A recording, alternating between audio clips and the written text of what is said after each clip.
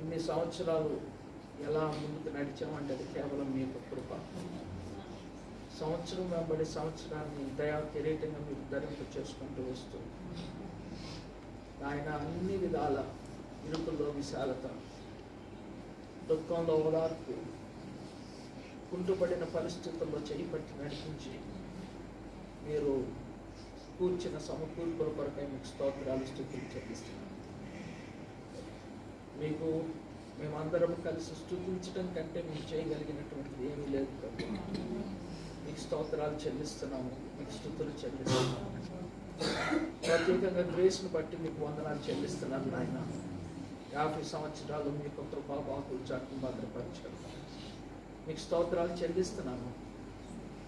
మీరు ఇచ్చిన వాగ్దానం కొరకే మీకు స్తోత్రాలు చెల్లిస్తున్నాను నాయన. ఈ సమాజం మీ యొక్క సన్నిధానంలో నిత్యము నిలుచున్నట్లుగా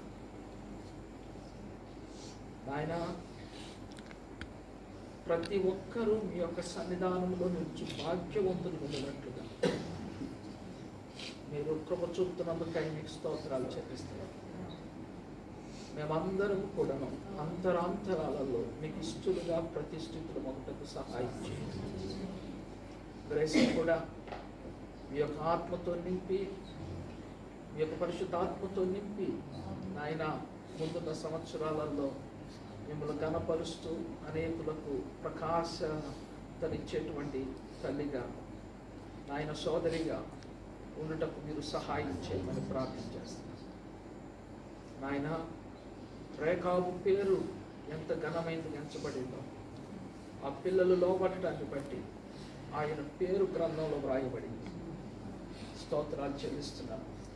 మేము ఎప్పుడైతే మీకు లోబడి ఉంటామో నాయన, మా వెనుక మీరు ఎవరిని ఏర్పరచుకున్నారో వారి పేరును మేము నిలబెట్టిన వాళ్ళం అవుతాం నాయన. అట్టి కృపా భాగ్యంలో ముందుకు నడిపించమని ప్రార్థిస్తున్నాను.